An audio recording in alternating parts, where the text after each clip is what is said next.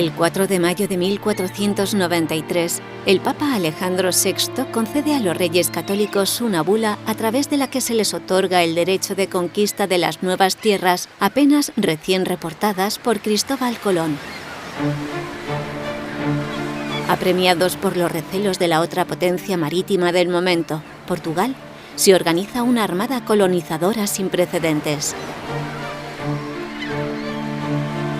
El 25 de septiembre del mismo año, una flota compuesta por 17 naves parte a toda prisa rumbo al Nuevo Mundo.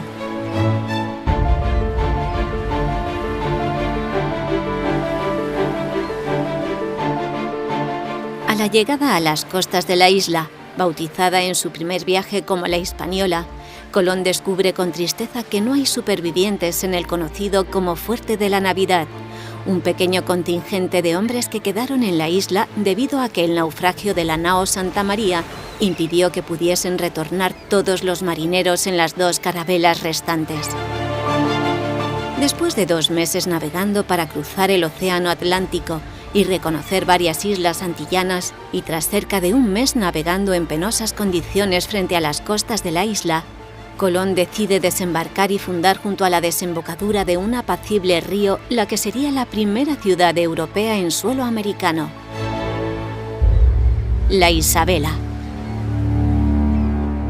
La Isabela es un acontecimiento a nivel cultural porque es la primera vez que en América se organiza un establecimiento europeo, pero planteado como una ciudad. En el siglo X ya los vikingos llegaron a la costa de Canadá y en una islita que hay enfrente, en un lugar que se llama Ansa Meadow, plantearon un pequeño pueblo que duró pues unos poquitos años, pero realmente no llegó a ser una ciudad. En cambio aquí en La Isabela tenemos un establecimiento ya planteado con calles, con ayuntamiento, con almacenes reales, tenemos la casa del gobernador, entre comillas, porque todavía no tenía el nombre de gobernador, era solamente almirante de la mar Oceana, que tampoco está nada mal, ¿no? Y con una población ya importante, porque llegaron 1.500 personas en los barcos, de las que se quedaron aproximadamente unas 1.200, las otras 300 se volvieron a España, porque eran fundamentalmente tripulaciones de los 17 barcos que salieron de Cádiz y que después de 3 meses de travesía llegaron aquí. Colón, además de tener una relación personal muy estrecha con la reina Isabel, o sea, se llamaban maravillosamente bien, y sintiendo a Isabel como su gran protectora y su gran sponsor, pues decidió regalarle el nombre de esta villa a la persona que más admiraba y que realmente era la madre de toda esta aventura, porque sin la reina Isabel Colón no habría podido llegar aquí, por eso le llamó La Isabela. Y a la isla le llamó La Española, porque decía que, bueno, que la belleza de los campos de esta isla le recordaba a los maravillosos campos de Castilla, y entonces decidió llamarle a la isla La Española.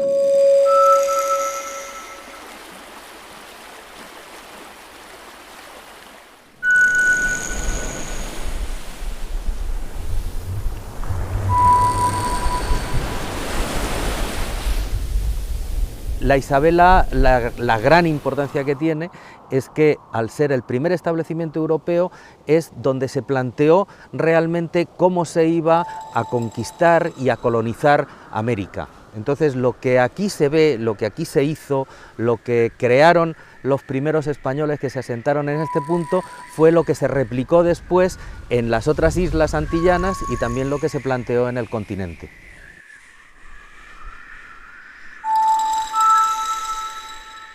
En realidad, la intención de Cristóbal Colón, cuando descubre la destrucción del fuerte de la Navidad, era llegar a Puerto Plata, porque las condiciones que tiene esa localidad, sobre todo por su bahía, ¿no?, eran muy favorables. Él no tuvo la facilidad de los alicios. Los alicios que venían de este a oeste y que le favorecieron tanto hasta ese momento, pues se volvieron en su contra. Eso venían cansados los navegantes, había problemas con los animales que traían, y Colón no tuvo otra alternativa que devolver, no llegar a Puerto Plata, se devuelve muy cerca de Puerto Plata, y entonces fundó La Isabela, en una bahía cercana al río Baja Bonito, donde no tenía las mejores condiciones, porque es una bahía muy abierta y es muy riesgosa con el viento del norte.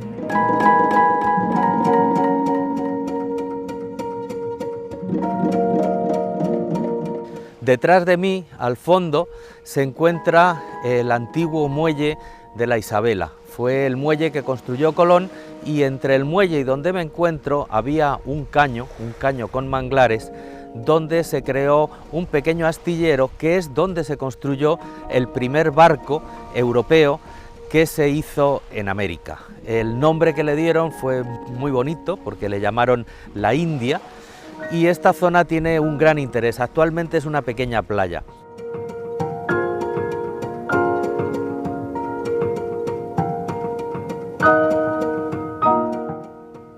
A mi entender, el área más importante que tiene la Isabela ahora mismo es el área subacuática, que no ha sido investigada y no han habido tantas incursiones en esa área.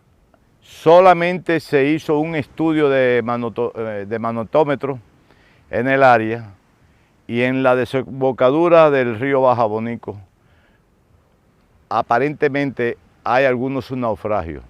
No te puedo hablar con precisión si es cierto o no, pero por referencias históricas sí tenemos el naufragio de Juan Aguado, que debe estar localizado en esta área de aquí. Hemos visto algunas conglomeraciones de cañones en la parte de los paredones y tenemos referencia de que también en la Isabela se hicieron las primeras embarcaciones en América.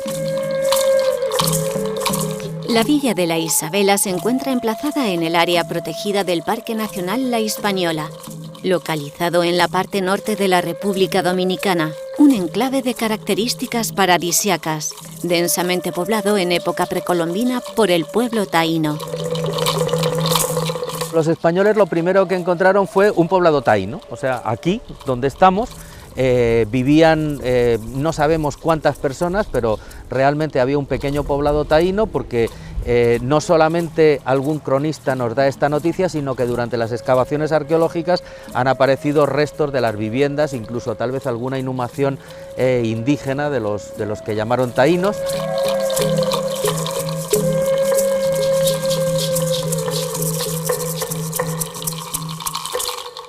Colón fundamentalmente buscaba dos cosas. En primer lugar, un sitio donde poder establecer una colonia y defenderla, porque estaban realmente preocupados con la posición que iba a mantener el rey de Portugal, que consideraba que esto eran dominios suyos y que los españoles aquí no tenían por qué venir.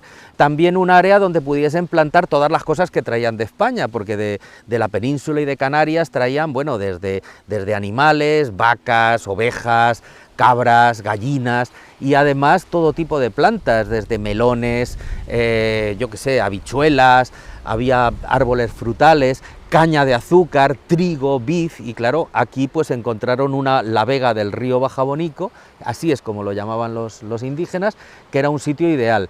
Y luego necesitaba también un área resguardada para poder tener protegidos sus barcos de los vientos y de lo que pudiera suceder y realmente esta bahía pues le daba una protección que en principio no estaba mal. Lo que ocurre es que estaba abierta también a algunos vientos y eso pues es un poco problemático, como de hecho después se pudo ver con los temporales que asolaron una de las armadas que llegó aquí con provisiones, que se hundieron 4 barcos.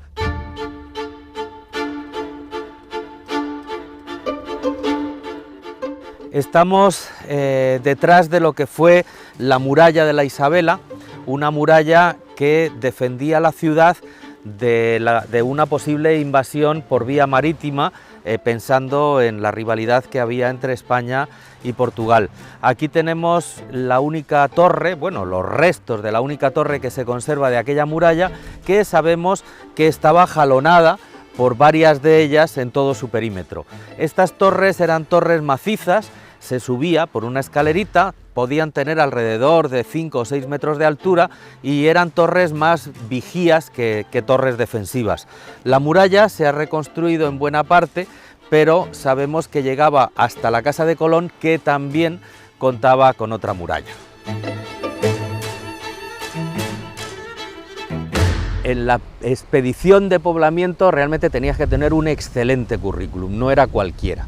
O sea, aquí no podía venir gente con antecedentes penales, digamos, de aquellos tiempos, no podían venir delincuentes, no podían venir infieles, o sea, personas que no fuesen probadamente católicas, no podían venir judíos, no podían venir personas que no tuviesen, digamos, un certificado de buena conducta y de nobleza. Aquí vinieron muchos artesanos, vinieron campesinos, vinieron sacerdotes, también vinieron soldados, vinieron los primeros 20 caballos que llegaron a América, de los cuales descenden pues casi todos los que podemos encontrar por aquí.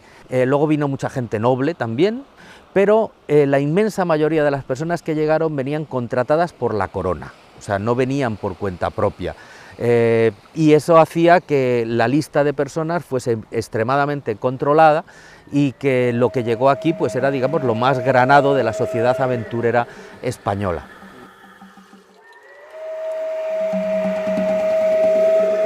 Cuando los conquistadores del siglo XV llegaban a cualquier sitio, lo primero que hacían era sojuzgar a la población local, arrasar a los que se resistieran, a hacer esclavos y rapiñar con todo lo que había. Aquí las primeras órdenes que dio Colón fue tratar bien a los indígenas, integrarlos dentro de lo que es todo el concepto español, o sea, el contexto europeo realmente de civilización, comerciar con ellos y pedirles ayuda. De hecho, si los indígenas no hubiesen colaborado con los españoles, aquí habría sido imposible construir la Isabela. Los indígenas fueron los primeros que les consiguieron comida, que les explicaron cómo conseguir alimentos en la zona, los que les construyeron las primeras viviendas de madera con techos de cana. Realmente nosotros no sabemos cómo pensaba Colón estructurar la villa. Y tampoco sabemos realmente muy bien cómo quedó esta villa. Tenemos varias descripciones. Hay algunas descripciones que hacen personas sobre la Isabela, pero que evidentemente la están idealizando. O sea, nos hablan de una villa con las calles trazadas a cordón, con una avenida principal y tal, y cuando se hicieron las excavaciones vimos que realmente eso no era así.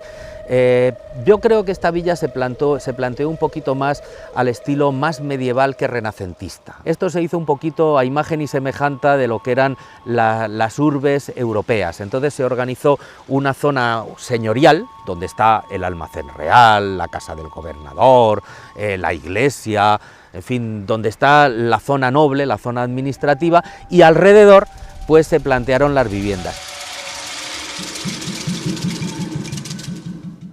Y después encontramos la joya de la corona, que es la Casa de Colón. Es una casa fuerte, con una muralla perimetral, que además contaba con una torre y está en un punto estratégico. Y es la única casa, propiedad de Cristóbal Colón, que se conserva actualmente.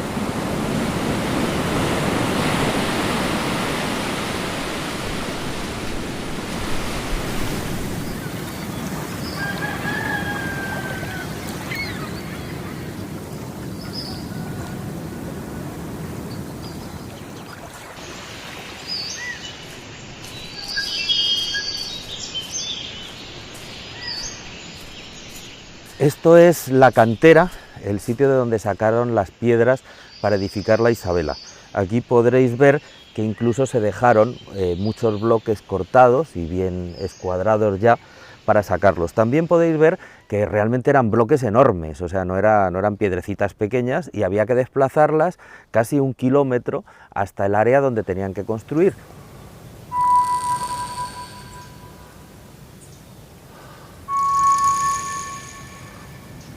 Estos son los restos de la primera iglesia que se edificó en América, la iglesia de la Isabela.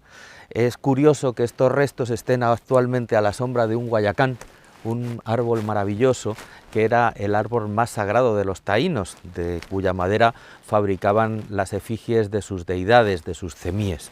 La iglesia de la Isabela se edificó nada más desembarcar, empezaron a trabajar, y el 6 de enero de 1494 se celebró la primera misa .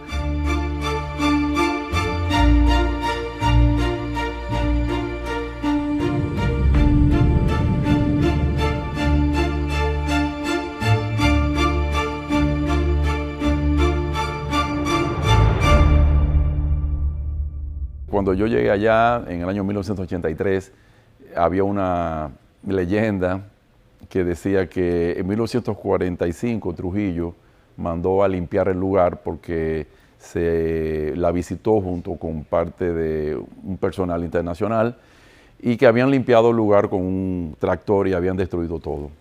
Resulta que como arqueólogo uno sabe que el tractor posiblemente pueda destruir unas 40 a 50 centímetros, pero si el yacimiento es un poquito más profundo, queda parte de los cimientos. Y efectivamente justificamos allí un proyecto con la OEA y pudimos hacer las primeras excavaciones y localizamos no solamente los restos indígenas, también coloniales, sino que encontramos el cementerio del segundo viaje.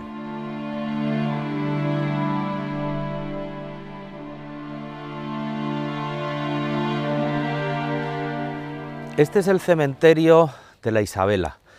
Tal cual se hacía en la Edad Media, el cementerio está justamente relacionado con la iglesia, alrededor de donde estaba el centro de culto.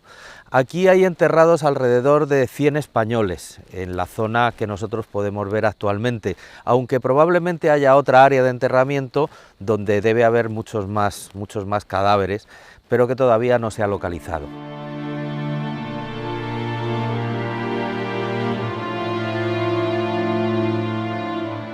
Por el hedor, como muchas personas murieron rápidamente, el hedor les obligó a enterrarlos con una capa de cal, y ahí la encontramos. La capa de cal la encontramos. Encontramos parejas que suponemos que tenían un parentesco muy cercano porque aparecen como si estuvieran abrazados, pero lo cierto es que ahí aparecen indios españoles juntos y todo la parafernalia que encontramos era mayormente aborigen, lo que posiblemente fueron los indígenas que los enterraran a los propios españoles. Durante generaciones los locales construyeron sus viviendas alrededor de las ruinas, estableciendo con el sitio arqueológico una relación de compleja simbiosis, tanto con los restos históricos como con los investigadores y curiosos que se acercaban hasta el lugar. Al principio, aquí en esta área donde estamos aquí, lo que había era un secadero de maní. No se sabía que aquí había esqueletos, aquí había enterramiento. Sí se sabía que era la Isabela, estaba la casa de Colón, estaba la iglesia, estaba la Lóndiga y el polvorín. Todo eso se sabía, pero que había un cementerio, no se sabía. Cuando se comenzaron a excavar, comenzamos a encontrar restos humanos. De ahí para acá fue que se supo que aquí había un enterramiento. Los esqueletos en una época, cuando comenzamos a encontrarlos, fuimos descubriéndolo todo y estaban descubiertos todo. Luego se mandaron a tapar, dejando uno solo para muestra a la persona que sí había un cementerio. No sé, yo era que me encargaba de untarle el líquido para que no se destruyera. Cada vez que yo cruzaba por aquí veía que le hacía falta su cosita, yo venía fuapete, y así se mantuvo todo el tiempo eso.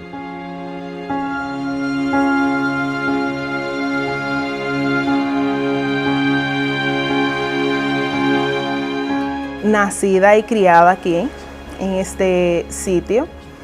Mis padres son oriundos de aquí, de la Isabela. Mi madre, Rafaela González, tiene un negocio aquí. Mi padre también. Mi padre tiene, bueno, desde que tengo juicio de razón, toda la vida trabajando aquí en el sitio. Desde muy pequeña recuerdo que para los 12 de octubre, esa es una de las tradiciones de todos los lugareños de aquí, venir al parque. Ha sido una maravillosa experiencia desde que nací, prácticamente.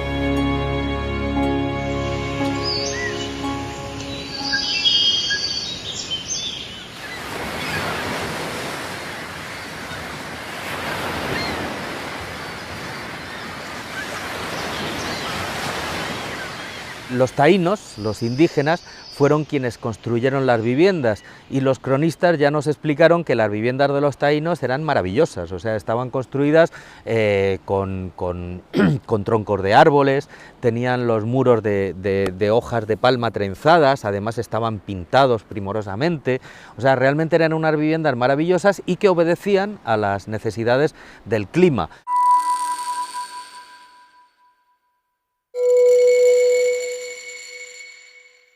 Aunque al principio las relaciones con los indígenas fueron excelentes, se fueron enturbiando, porque los españoles empezaron a hacer salidas, necesitaban comer, ellos no sabían cómo conseguir los alimentos, obligaban a los indígenas a trabajar para ellos, los indígenas, claro, necesitaban también comer y entonces se les dificultaba realmente mucho la supervivencia, porque estar alimentando a una colonia que venía del otro lado del mundo y que eran un montón de gente voraces completamente, porque comían mucho más que ellos, era algo complejo. Encima los españoles empezaron realmente ya al cabo de no demasiado tiempo a conquistar en firme el país y bueno, pues la desesperación de los taínos les hizo que llegaran a decidir pues no cultivar más, para ver si, aunque ellos también pasasen hambre, conseguían rendir por hambre a los españoles y que se fueran.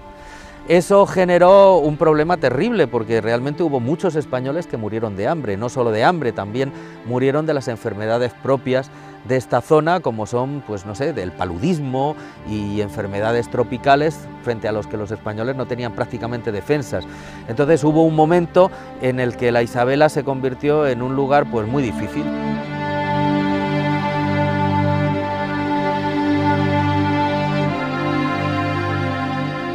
El declive de la villa empieza fundamentalmente por el descontento de buena parte de los españoles que vivían aquí con lo que fue la gobernación de los hermanos Colón. Todo este problema grande generó que hubiese una revuelta protagonizada por el que era alcalde de la villa, que era Roldán, e incluso Roldán llegó a saquear la villa y a luchar armado contra los Colón, que se refugiaron en esta casa que tenemos aquí detrás y gracias a eso salvaron la vida. Entonces los reyes, vistos los problemas que había en la Isabela, visto todos los problemas de gobernación que había con Colón y visto que el oro no estaba aquí, que estaba en otra zona, pues dieron instrucciones precisas y por escrito de que se despoblase la villa de la Isabela y que con la gente y los pertrechos que aquí quedaban se fundase una nueva villa en la orilla del río Zama, que pasó a llamarse la ciudad de Santo Domingo.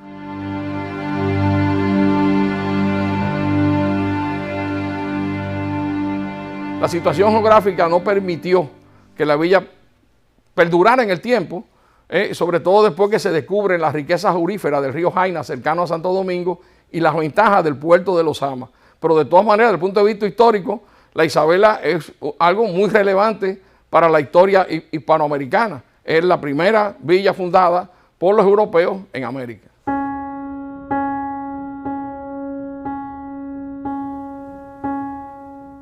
Este paisaje no está en todos lados, esto es único. Cuando llegas aquí vas a encontrar la primera y única casa del almirante en América. También tenemos piezas originales de la época. Aquí también tenemos una historia única que no ha pasado en otro lado del mundo.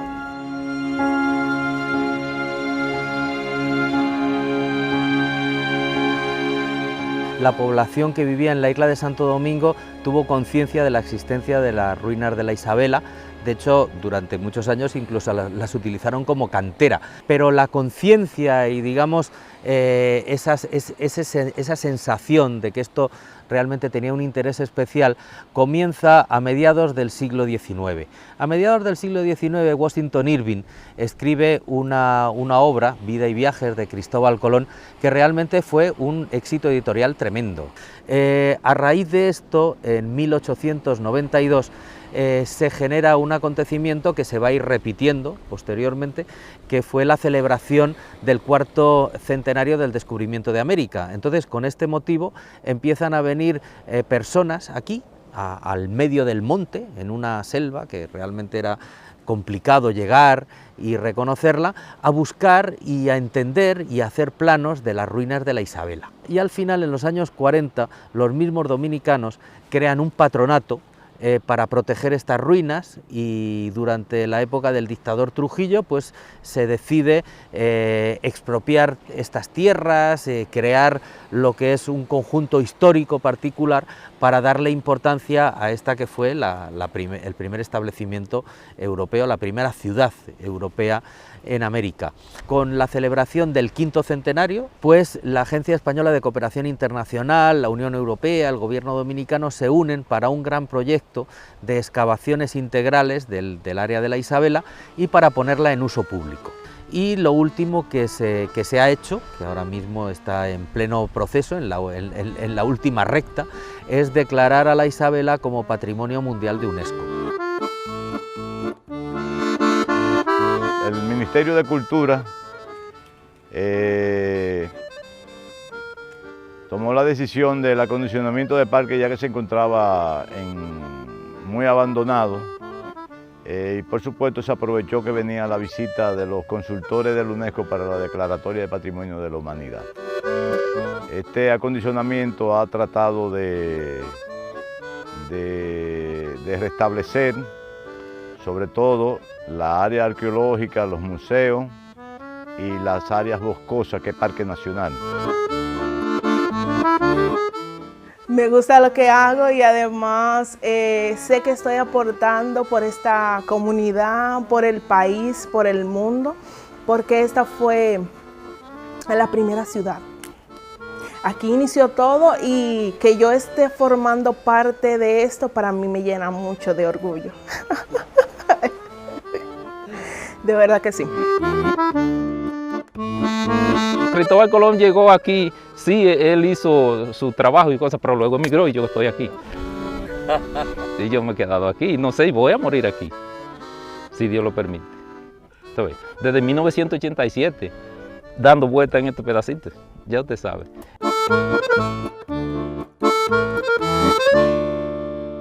Yo creo que tienen un futuro, y un futuro a corto plazo, sumamente importante, porque en cuanto se hagan las inversiones que corresponden con la visión de conservación siempre manejada bajo los principios de UNESCO, que son los que nos garantizan realmente un manejo sostenible de los sitios históricos, esto puede ser un lugar de peregrinación para millones de visitantes y una fuente de riqueza para una zona económicamente muy deprimida como es esta área de la costa noroeste de la República Dominicana.